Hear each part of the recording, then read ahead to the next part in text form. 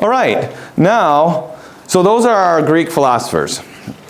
Now I'd like to describe for you two city-states in Greece. If you remember your history of civilization, Greece was founded with city-states. You had Athens and, and Sparta. Those are the classic large ones. But there's other, and these city-states were self-governing. That's why they're called a city-state. But then the Greek people would band together when the Persians come against them. The Athenians would call down to their other city-states and say, come and help us, fight for our lives, and whatever. So they had a common ground common heritage that they got from the lyric poets, from Homer and all of that, because this was their heritage. So they had that common heritage. But in their city-states, they had self-government there. They were able to have their own type of government in the different city-states. So we see a tremendous and clear contrast between Athens and Sparta, both of them very purposeful, we might say, in what they did with the education, and we can really see the results of what they did in their education even still today. So I want to talk about Sparta. I would like to talk about both of them, but we might only have time to get through Sparta. Sparta, when you hear of Sparta, what do you think of? Michigan State, I know that. So, but what is a Spartan or a Sparta? What do you think? The war and how very courageous they were and very strong and serious. Okay. All right. Someone else? Different? Anything? I was going to say warriors. Warriors. Okay. Very strong militarily. They're warriors. You think of them as warriors. You think of them as being dominant in battles. Sparta was a military dictatorship. You know, the city-state of Sparta was a military dictatorship. I don't know if they chose that. I don't know how they got to be that. But once you're a military dictatorship, it's not much getting out of it. I'm going to give you the summary right now. Remember we said Hebrew education was training the individual in the service of God.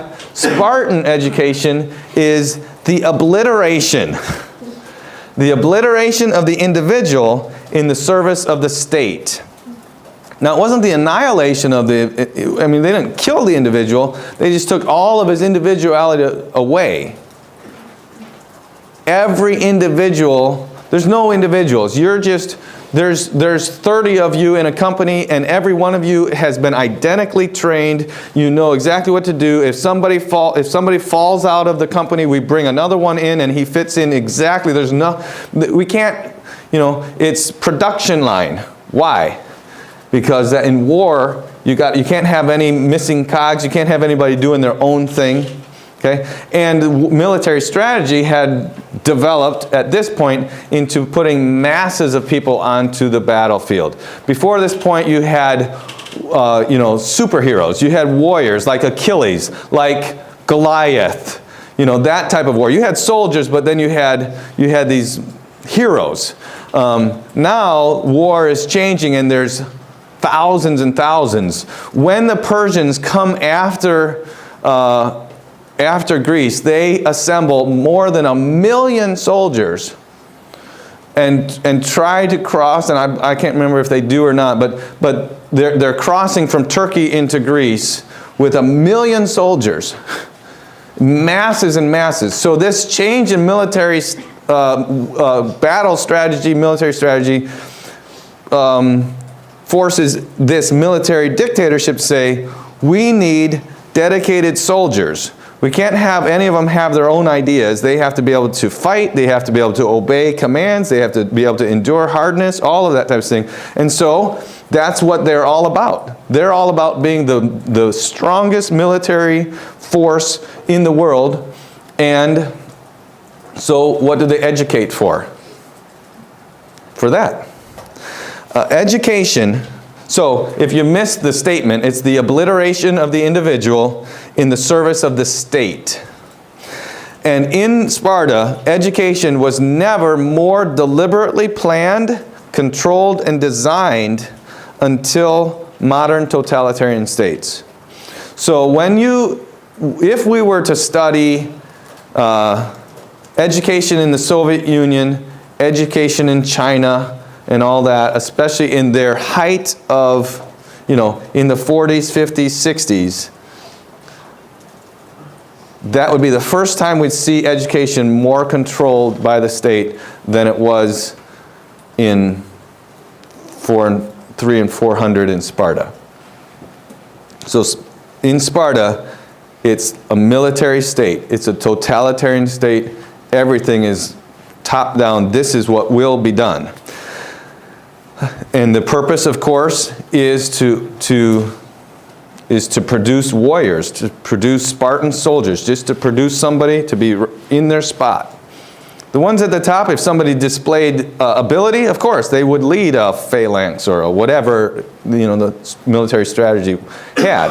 But generally, the education was just to create a soldier. It's organized for war. And so their education system started even before birth. Now this seems a little, I don't think it's crude, but you might think it's crude. Girls had the same education as boys to an extent so that they could bear strong children. You had to have strong women because you wanted to bear strong children.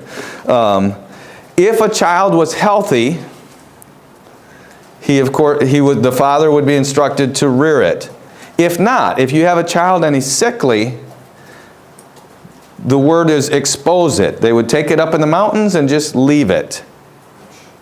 Okay? Because it's a weak child.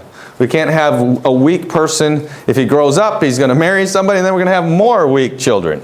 Okay? We got to have strong people. So amazingly, in this totalitarian government, they endorsed and supported the idea of exposing children. What we would call abortion today. They just waited till it was born. It was, in those days, medical science hadn't advanced so far. So anyway, so there was really very little technical or cultural in their training. In their first 7 years, kind of like Plato said, they were under a Spartan nurse. As soon as they're born, they're in a nursery, in a Spartan nursery. At 7, they come under the control of the director of youth. The state took control. At 12, their training intensified, and at 12 they were overseen by these 20-year-olds who had finished their training. Not much technical, not much cultural, mostly just hard training, because battle is hard. If you're going to endure a battle, you have to be able to endure hardness. We've heard something like that, endure hardness, right? So battle is hard.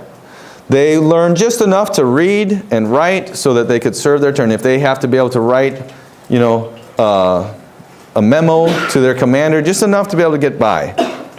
They did learn music, but music had 3 purposes. 1, to keep alive the memory of the past and their heroes. Secondly, to awaken emulation of those. And then it was used in battle. Okay? Music, because of its rhythmic nature, is very helpful in keeping 100 people in the right place, marching and all whatever. But music was functional. It wasn't beautiful. It wasn't everything that God had created it to be. It was just used to accomplish a certain purpose. Same with dance. Dancing was taught, but that was just to train them in unified and coordinated movement.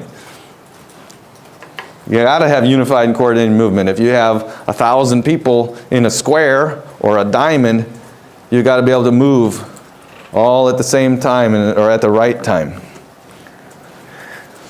So Spartan education was really an education in hardness. We might call it character. You say, that guy, he's got character.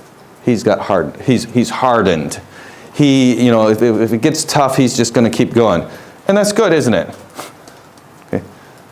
To a point, yes. What was the second? Keep alive past then? Oh, keep alive the past memory. Oh, and then it was used in battle to help used in battle would be, that you play the music that keeps you in rhythm so that your coordinated movements can be at the right time.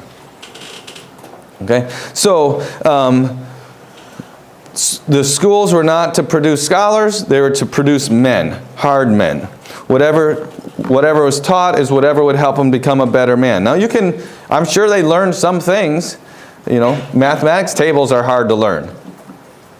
Can be. I'm not saying they didn't learn mathematics, but the assignment, you would learn, but your learning would be to teach you mentally, physically, emotionally, all of those things to develop a hardness and a perseverance against difficulties. Courage and modesty in a whole, in one person. Somebody courageous but modest. Sometimes we have courageous people, but they're not very modest. We hear them on the radio after the ball game. Okay, but courage and modesty is helpful. In a huge army, everybody's got to be courageous, and you can't have everybody saying, I didn't get the glory I deserved. Courage and modesty. Disciplined obedience. Accepting responsibility. You're given a command, you're given something to do, you do it. Concise, thoughtful answers to difficult questions. You're asked something, you answer quickly. You can't be given any long illustration. Can't be given, well, I was on my way to the store when, what happened? Did you do this? Well, I was on my way to the store and my friend walked up and, yes, I did it. Yes, sir, I did it, or whatever. Concise, thoughtful answers, and that's probably not a good example, but it works. Universal endurance of body and mind. They would keep them on a meager diet. They would tease them until they would not be insulted by the teasing. Okay? All right. For them, your individual, what you felt, what you cared about, didn't mean anything. Okay? That's what I mean by the obliteration of the individual in the service. That you were going to serve Sparta. You train them to have initiative and independence. They're in their schooling before, I don't know what time, but before they're 20. They're taken out into the wilderness, not the desert, just the wilderness, no civilization around, and left. They just have to find their way back and survive, figure it out, figure out how to do it. These things are not bad. They're kind of some good characteristics if they're used properly, but there was a negative side to this. All this type of thinking encouraged cunning and theft. Okay, they're not given much to eat. So the story is told of a young boy and starving, hungry. And I don't know who would have this as a pet, but he steals somebody's fox so he could take it home and eat it because he's hungry. Hides it in his shirt, and he's caught. And while denying it, or so that nobody would know, he's at perfect attention while the fox, this is a story, is in his shirt clawing himself up. Okay? He's that tough. He can handle that. Okay? So it's like, okay, all right, yeah, that's tough. That's hard. You're a hard soldier, but that's stupid. Okay? Why did you do that? Why did he steal the fox? Well, because he was on a hard diet. He had to learn to live without eating. Because if you're in war, you might not get all the food you want all the time. Okay, so hardness is good, but there's some negative side effects. A practice that they employed was flogging. They would flog the students, not for disobedience, just to get them ready for if they were to be captured. Because if you're captured, you can't be telling the enemy about your army, and you know that the enemy is going to flog you to find out what you know, and so you need to be ready for those floggings. So we're going to flog you ahead of time. Fighting, they teach them to fight. And not boxing, fighting, kicking with their heels, biting, clawing out their eyes, whatever it would take to win the fight. Which, in a certain sense, there's certain time for that, but normally not in school. That's part of their preparation. So, anybody ever been to Sparta? Okay. Anybody know what you would see if you went to Sparta today? You could take a wild guess and you'd probably be right. What do you think you would see if you went to Sparta today? You'd probably see ruins. There's not much left. Yep, ruins. There's nothing there. Probably now with the tourism business, there's a little town or something like that. They're supporting, selling trinkets to everybody who goes to see the ruins of Sparta. Okay? And Sparta collapsed centuries ago. The reason is, it was thriving when there's war. But once you've conquered everything, or once you've been conquered and there's no reason to prepare for war, this system doesn't work. What's it working for? There's nothing to work for. It disintegrates and it falls apart. So in contrast, and let me just say, there are, and I hope I've made it clear, there are some very good parts of their education.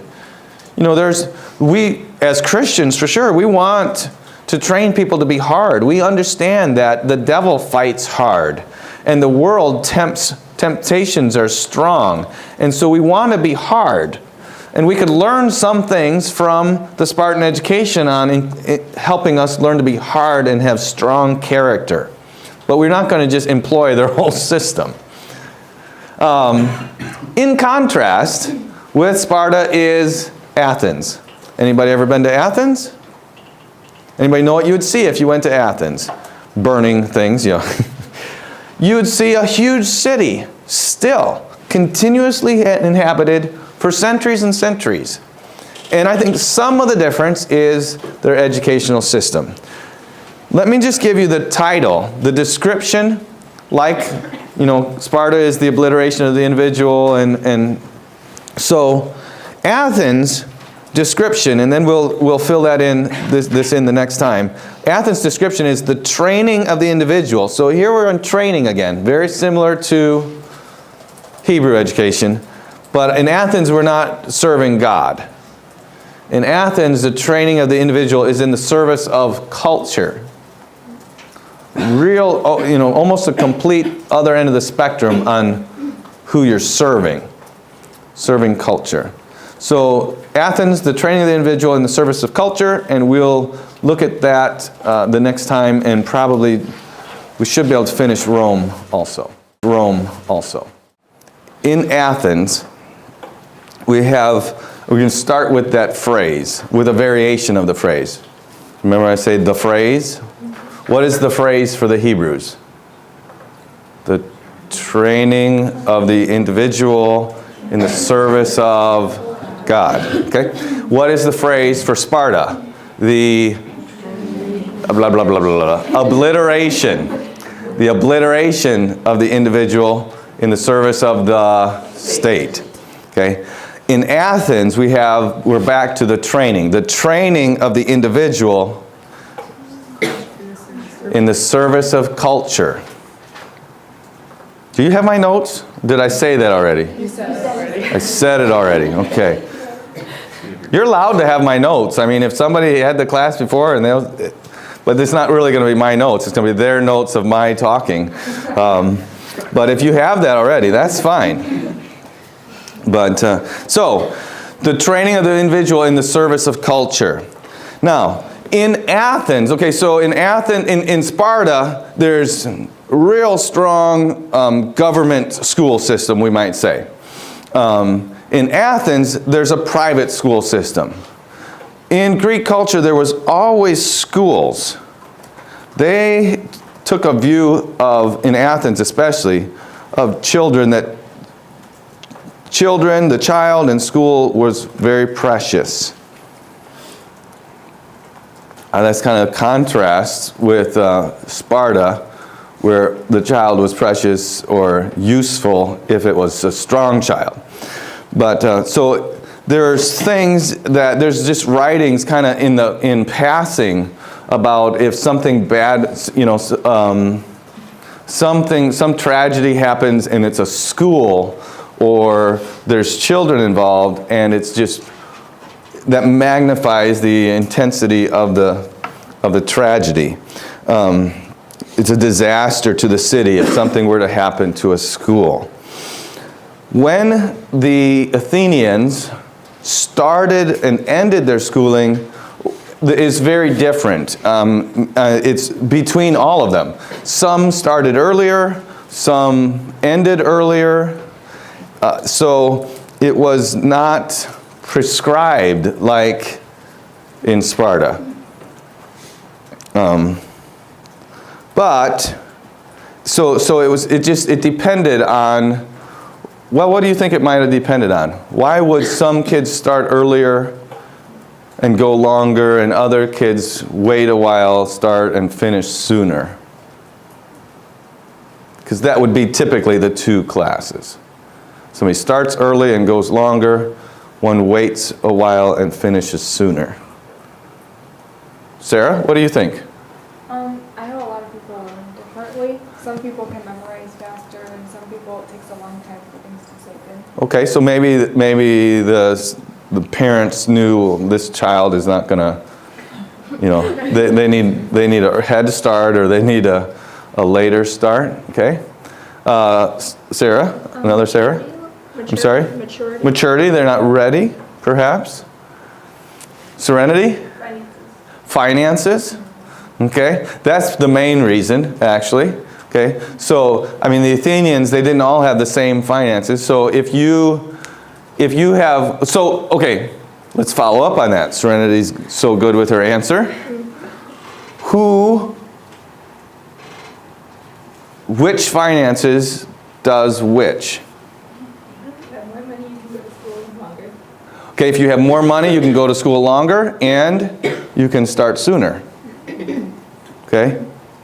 Even in our history, we have heard of, maybe we don't know people, but we know of people or have heard of traditions, when somebody drops out of school early to do what? To work. To go work on the farm. They need to come back home and help the family farm or something like that. So they might not go to school until a certain point in time. Let me just ask a simple question, and I'll ask it and you'll immediately know the answer. It's one of those rhetorical questions. Is the child learning anything even though he's not in school? For sure. He is. So, because learning doesn't have to take place in school.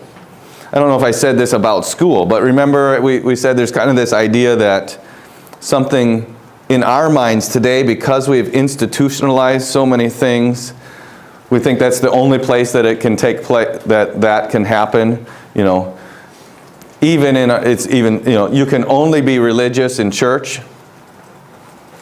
You can only learn if you go to school. You can only eat if you get it from the store or a restaurant. Okay, it's not true, but our mind, we're so institutionalized, we tend to think that way. And of course, that's not true. You can learn when some people have learned very well without ever going to school, right? Some of you never went to school until you came to college, and you're doing okay, probably just fine, probably better than some others, right? It's the place doesn't necessarily determine something. So so in Athens there's a private school system, starting and ending age dependent on the wealth of the family, but most would start by 5 or 6. Most would start by 5 or 6. I'm sorry, I said that the wrong way. Even most would not start formal schooling until 5 or 6. Okay.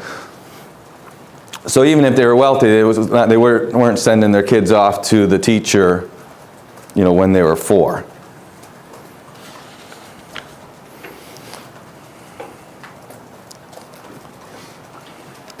And all of the philosophers agreed that education begins long before 5 or 6.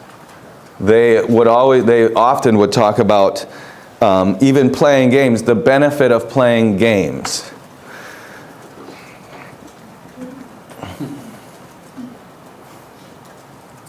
Not the benefit of, I'm pointing this out from the statement, not the benefit of just playing, but the benefit of playing games.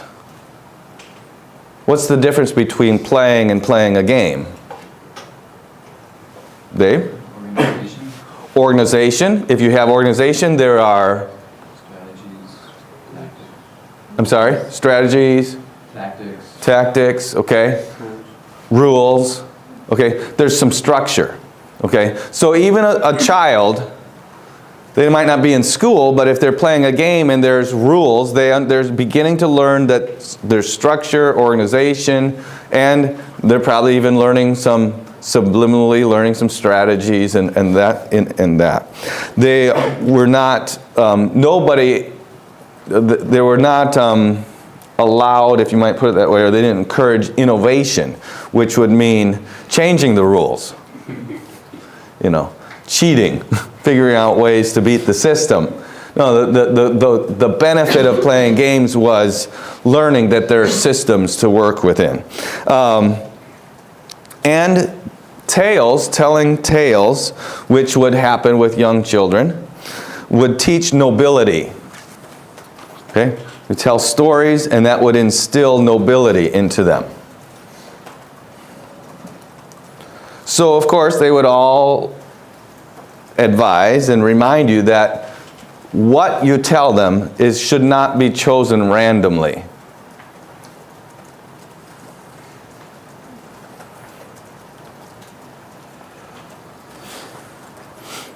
It occurs to me that this is one of the problems with multicultural education today.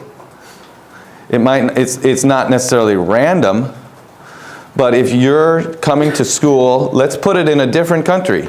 If you're in Grenada, Shem, okay, and you're hearing all these stories about people from other countries, you're not learning what it means to be a good, a Grenadian. Is that what you guys are? Grenadians? Yeah.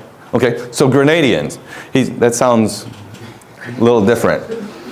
But, well, because I'm an American, Grenadian sounds odd, but to him it sounds just fine.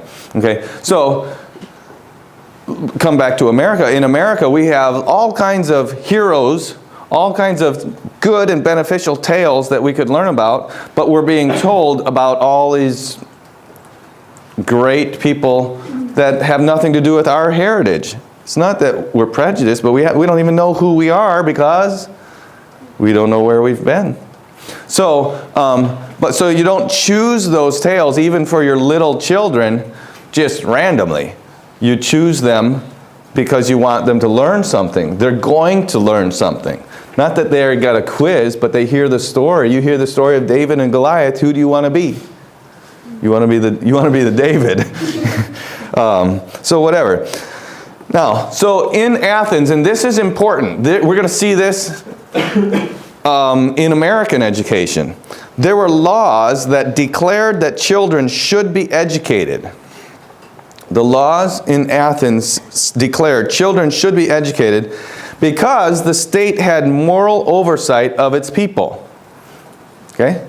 They connected moral activity to education, which Socrates did, right? He said, if you know to do well, then you will. Okay? That's not necessarily true, but it does help to know. So Athens had laws that said that children must be educated. But here's the difference. How, where, and with what was not declared. Okay, so Athens said, you must educate your children. And that's where they stopped. Okay? They didn't say, you must educate your children, and so, like Sparta, we have provided you the teachers and the place. Everybody has to send their kids here. They just said, you must educate your children. So what's going to happen? What kind of schools are there going to be? I've already said it. Private schools. There's no public school. Schools are open to the public because everybody has to educate their children, but there's no, the city-state is not saying it has to be done here or it has to be done with these materials or anything like that. They're just saying you must educate your children. And so that is, and just to jump forward, and maybe we'll look back when we get there, that is what we had in America until about 1815, 1830s. Okay, we had laws. You will see. You have Thomas Jefferson, and you have our founding fathers saying, we have to have education. Everyone must educate their children. They're making laws that demand the education of children. But it's in this same way. They rarely, if ever, said, and this is where it has to take place with these materials. Okay? So I think it's an important distinction to make. It's a distinction even between Athens and Sparta. In Sparta, everybody followed the same regimen. And in one sense, it's not that bad in Sparta because Sparta was just one city. Imagine if we had in America today, everybody, all 300 million plus people, well, they're not all children, but all the children in America learning exactly the same thing. It would be beneficial, wouldn't it?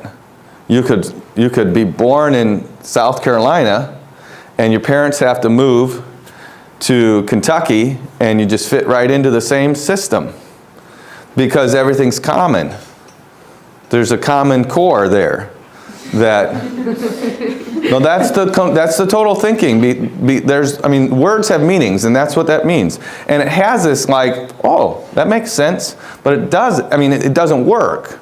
Okay, and it's in one sense it might work, but what happens is if okay, let's put it this way. It would work and it would be perfectly fine. Let's say I start a school and I have this certain method of education. And it gets to be so famous and popular that there's other schools all around the country that use this method of education. I have somebody who comes to my school. They like this method of education, especially the parents do, but they have to move. When they move to another part of the country, what are they going to do? Is there anybody in this part of the country that uses this method of education? That's voluntary. That works. Okay? But with so many differences, really, even in our own country, so many differences, saying that this is what must be learned doesn't work. And that's why I was saying in Sparta, it kind of did work because that's just one city. Sure, it was a big city, but it was just one location.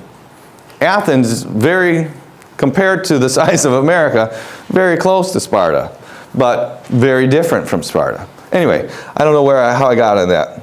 History, the things, there's nothing new under the sun. At least now there's nothing new under the sun. Maybe at one time there was, but not now. And not at the time of Solomon, I suppose. Yes? Did the Athens, like you said, they made it a law that the children had to be educated. Did they get like a level of education they had to receive? I don't think so.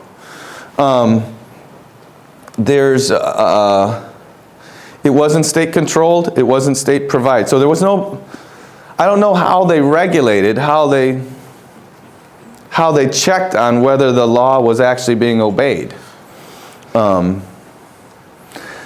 Of course, in a city the size of Athens, of course it wasn't as big as it is now, but the city the size of Athens, there's always going to be people that are not in line.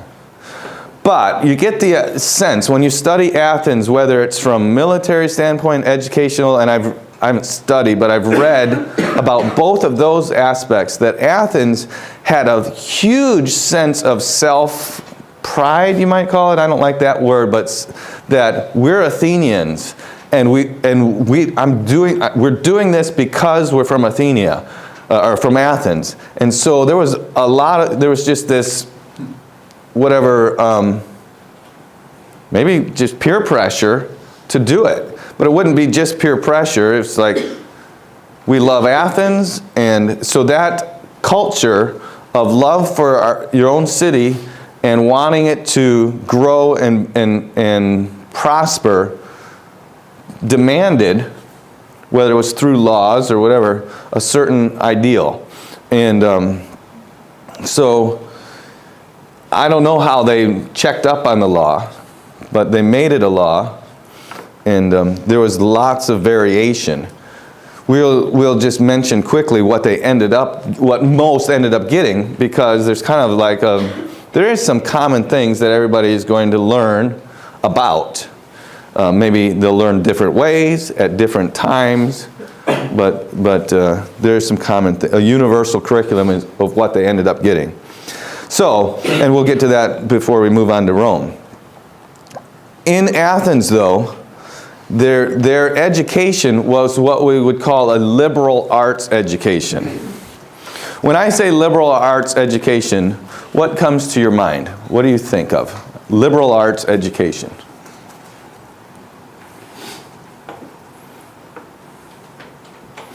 Some of you you've probably heard of it maybe and never thought of what it means. But if you think of something, if something comes to your mind when I say liberal arts, what does that mean to you? What comes to mind? Meadow? Well, it's from an engineering perspective, but a fluff degree. A fluff degree, okay? From an engineering perspective, that lines up with exactly what history says, okay? From an engineering perspective, a liberal arts education is a fluff degree. Okay? It's interesting. Okay? Anyone else? Can you explain fluff degree? Not worth anything. Not useful. Maybe not worth anything, but not useful. What do you mean by from an engineering perspective? Well, an engineer, he just goes, he's learning and he's doing things. He's working. Maybe not with his hands, but he's... Okay? So it doesn't help them get a job or anything? That would be the perspective. The perspective. Okay. Anyone else? Okay. So a liberal arts degree, you're going to study in education what we'd call the humanities. You're going to study literature. Okay. You're going to study history, government, all those things that are of no practical use. Okay? They're of no practical use. Engineering can be used right away. Okay? That's going to be the contrast. Yes, Joy? So, am I getting a liberal arts education? Here? No, that's a very good question. And we have a hybrid here. Your first year of education is very much it's very much a liberal arts. You're learning about science. You're learning about ancient and American history. We encourage you to take government, we require you to take government. Probably the only part of a liberal arts education that you're not required to get a taste of is the literature. Okay? So, a liberal is wide and open. Okay? So a liberal arts is going to be very wide. And so the response to the engineer, the answer to the question is, with a liberal arts education, your mind is broadened and you're prepared to be able to learn whatever you need to do in whatever occupation you have to do. So liberal education is very mental, okay, and prepares you in a broad way. An engineering education prepares you in a specific way. Okay? The response of the liberal educator is, sure, your engineering degree is good, but what if there's no engineering jobs? What are you going to be doing? Flipping hamburgers. Okay? With a liberal education, I can say, well, I'm not specifically using anything that I was trained in, but I have the mental capacity and I know how to learn, and I can be dropped into any situation and I have some familiarity with it. Okay? That's going to be the argument through things. And so in Athens is not about, obviously they knew all about engineering. Okay? You look at the buildings and perspective and all of that. They knew a lot about it. But that was not their focus. Their focus was more of a liberal education. The ideal for Greek life, and this is interesting, and it's normally provocative, is unlimited leisure in which unlimited culture could be acquired. Okay? The ideal, remember we talked about the elusive ideal man, okay? In Greek education, in Athens, in Greek life, unlimited leisure in which unlimited culture could be acquired. All right, there are positive and negative aspects to that. Some of you immediately most people immediately think of negatives, like all they want to do is sit around and play. But let me just proceed a little bit. They felt like if a man was engaged in technical crafts, and I would think they would put engineering in that place, he couldn't be counted as a citizen. Plato belittles people that have to work. Okay? Mathematics is not learned for keeping accounts. It is just learned for the pure science of it, which is good for man's soul. Okay? We laugh and recoil from that some, but in the 1880s, a man who's very insightful into education, his name is John Milton Gregory, says there's two things that excite our thinking process. There's two things that get us working educationally. One is just, I've got to make the grade. Okay? And that works. But the other is love of knowledge as mental satisfaction. Okay? Having to make the grade does get you going, but it doesn't keep you going. You get tired. You only go as far as you have to go. But love of knowledge as mental satisfaction drives you to keep learning. Okay? And there's different things that do that, but he says, rejoicing in truth because of its own beauty is part of that love of knowledge as mental satisfaction. Now, as Christians, we can say, wow, this is awesome. This is unfathomable, and it shows us our God. I was thinking about this the other day. The universe is so wide. I just think about how vast. And I don't know, this is just my thinking about things. And it just occurred to me, okay, I think, once in a while I think, I'm not that bad a person. We all want to think that, right? We're not that bad a person. But just let's just compare things. I think it's a fair comparison. My righteousness compared to God's righteousness is like the size of me in the universe. Okay, God created the whole universe. And He created me, and here I am on the earth, which hundreds of thousands of them or millions of them could just roll around in the sun. And the sun is just part of a galaxy, and there's millions of galaxies. God created all that. That's Him. He's above and beyond. He's transcendent. He's holy. He's righteous. We can't. And then there's us. Okay. So, but that learning for those types of reasons are exciting, and they drive us to learn more. And it's that same type of learning that was the ideal for the Athenian. The Athenian was not learning because he had to learn this to do something. He wanted leisure so that he could acquire culture. Here's another quote.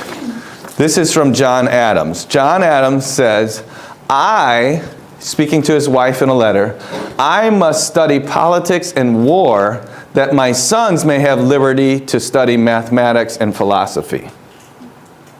Okay, so in understanding what the Athenians' desire was,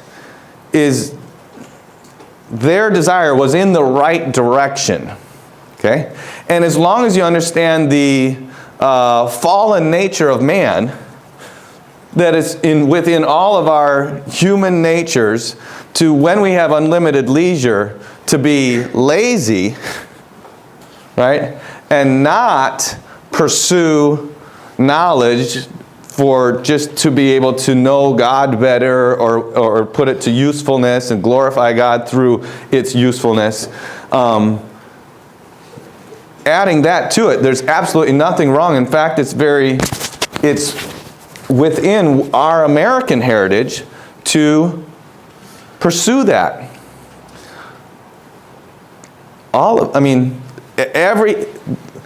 Everything from the invention of the wheel on, if the wheel is the first technological advancement, fits with that ideal. Okay?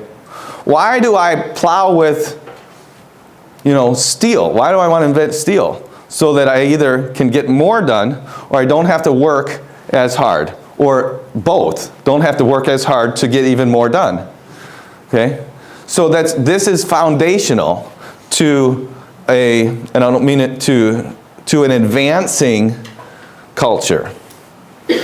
All right. Where was I? Oh, there it is. So in Athens, vocational training, where he's just doing this, being an accountant even, was for slaves. They looked and their view of slaves was different than what we think of when we think of the 1800s in America. They normally, or maybe I shouldn't say normally, they often had very good relationships with slaves. Their slaves watched their children, taught their children. It was just an unfortunate circumstance of the slave's life that he was taken over, that he was a member of another city or country that got captured in war, but he might have been a philosopher in another city, but now he's a teacher. He's a slave. But, and I'm sure there was some slaves that were not treated that way.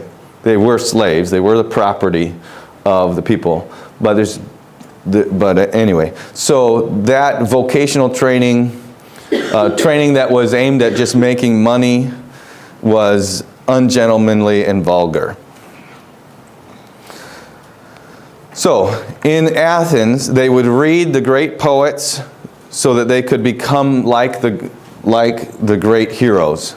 The great poets told them the stories of their history, the heroes, and it was used to instill character in them. They would sing and recite the great lyric poets. Okay, so there's poets, like maybe we would say literary poets, and then there's musical poets. The lyric poets would be the singing poets. They would do that. They would learn them so that some of that harmony and rhythm could be into their life. They would exercise in the gymnasium so that their body would be the willing servant of a virtuous mind. So here again you have that, the character, the heroism, the music, and the physical ability. And that's a good phrase there to think about. The body is the willing servant of the virtuous mind.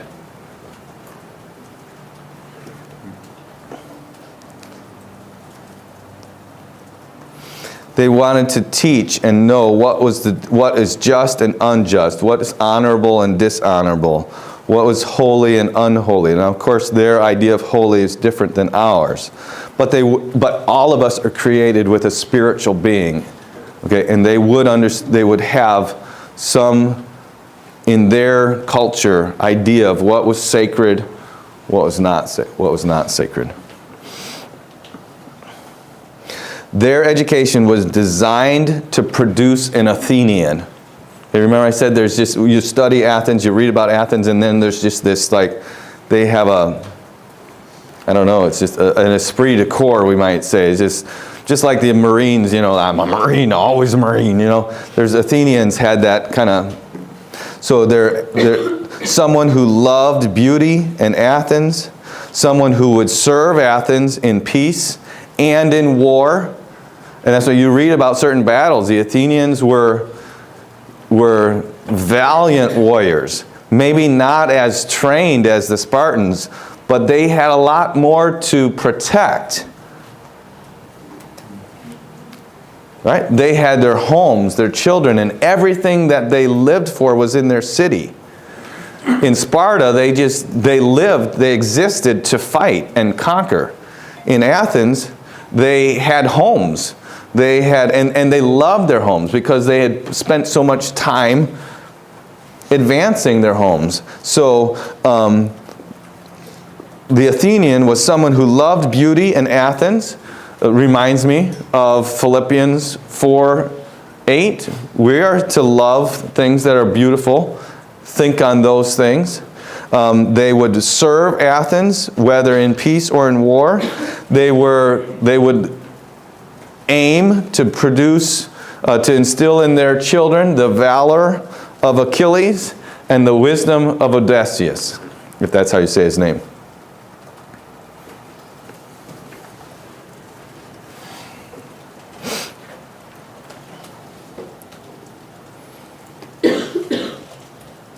So what an Athenian would end up getting, we kind of mentioned already, and I'll just review it again.